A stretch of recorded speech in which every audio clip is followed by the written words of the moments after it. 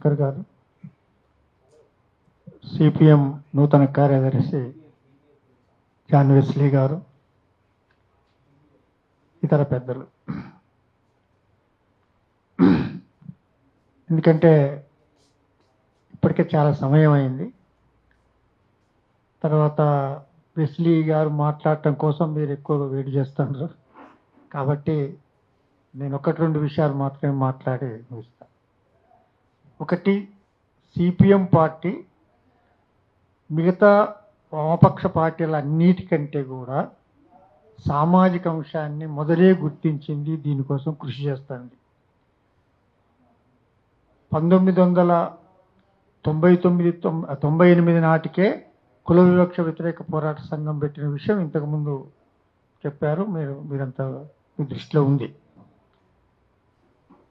దేశంలో వస్తున్న పరిణామాలన్నీ ఎప్పటికప్పుడు గమనిస్తూ సామాజిక అంశాన్ని మనం ప్రధానమైన అంశంగా తీసుకోవాలని, కేవలం ఆర్థిక రంగంలో వర్గ పోరాటం ఒకటే కాదు, సామాజిక, సాంస్కృతిక, రాజకీయ, సైద్ధాంతిక రంగాలలో కూడా పోరాటం చేయాల్సిన అవసరం ఉంటుందని గుర్తించిన తర్వాత పార్టీ కార్యక్రమంలో ఏ కమ్యూనిస్టు పార్టీ కూడా తన కార్యక్రమం లోపల ఈ కుల సమస్యను ఎట్లా పరిష్కారం చేయాలో చెప్పలేదు.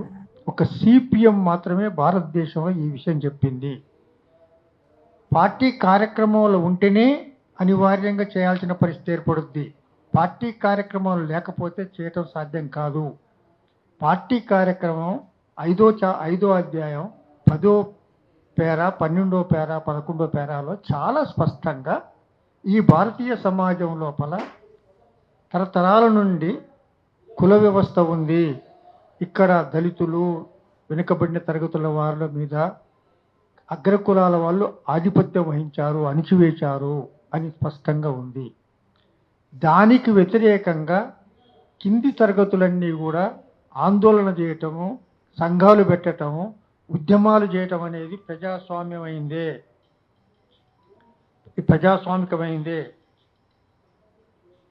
కాబట్టి ఈ పోరాటాలని మనం నిర్వహించాల్సిన బాధ్యత పార్టీ మీద ఉంది అనే విషయాన్ని పార్టీ కార్యక్రమం మార్పు చేసుకొని ప్రత్యేక నూతన కార్యక్రమాన్ని రూపొందించుకోవటం జరిగింది. ఇది చాలా ముఖ్యమైన అంశం. అదేవిధంగా దేశవ్యాప్తంగా DSM-MM అంటే దళిత శోషిత ముక్తి మోర్చా అనే పేరిట దేశవ్యాప్తంగా అన్ని రాష్ట్రాల లోపల ఇలాంటి కుల వివక్ష వ్యతిరేక పోరాట సంఘాలను నిర్మించడం జరిగింది. ఇది కమ్యూనిస్టు పార్టీలలో సిపిఎం చాలా స్పష్టంగా ఈ అంశాన్ని గుర్తించింది. కాబట్టే జై భీమ్ లాల్ సలాం అని ఒక స్లోగన్ ఇవ్వగలిగింది. తర్వాత అంబేద్కర్ గురించి కానీ, అంబేద్కర్ భారతీయ సమాజం లోపల కుల వ్యవస్థకు వ్యతిరేకంగా ఎలా పోరాటం చేసిండో అతన్ని మనవాడు, విప్లవకారుడే, సామాజిక విప్లవకారుడు, మనందరం ఒకటే అనే లైన్ని పార్టీ ఇచ్చింది. అందులో భాగంగా ఒక్కొక్క స్టెప్ వేసుకుంటూ భారతదేశం లోపల సిపిఎం ముందుకు పోతుంది.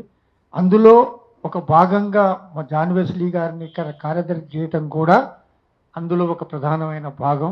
కాబట్టి ఈ కమ్యూనిస్టు పార్టీల మధ్యలో, ఈ అంబేద్కర్ వాదుల మధ్యలో అనవసరమైన ఘర్షణలు సృష్టించి వ్యతిరేకంగా చెప్పటం అనేది ఒకటి ఉన్నది. అంబేద్కర్ని ప్రేమిస్తే మార్క్స్ని వ్యతిరేకించాలనో, మార్క్స్ని వ్యతిరేకిస్తే అంబేద్కర్ని ద్వేషించాలనో, ఇట్లాంటిది కొంతమంది పనిగట్టుకొని చేస్తున్న సందర్భంగా మనం ఈ అంశాన్ని కూడా ప్రత్యేకంగా చెప్పి అర్థం చేయించి మనం ఈ రెండు శక్తుల మధ్యలో, సామాజిక శక్తులు, వామపక్ష శక్తుల మధ్యలో ఉన్నది సహజమైన మిత్రుత్వం, వీరి మధ్యలో ఉన్నది శత్రుత్వ వైరుధ్యం కాదు. అందరం కలిస్తేనే, అభ్యుదయ శక్తులు అన్ని కలిస్తేనే ఈ దేశం లోపల రోజు రోజు పెరుగుతున్న ఈ ఫ్యాసిజాన్ని, ఈ మనువాదాన్ని ఓడించగలం అనే దాన్ని మనం కిందికి తీసుకుపోవాల్సిన అవసరం ఉన్న ఈ దశలో జాన్ వెస్లీ మన కార్యదర్శి కావటం చాలా ఉపయోగకరమైంది. ఏదేమైనా మార్క్సిస్ట్ పార్టీ కార్యదర్శిని DBF సాధారణంగా ఆహ్వానించి సత్కరిస్తున్నందుకు మరొకసారి వారికి ధన్యవాదాలు చెప్తూ నన్ను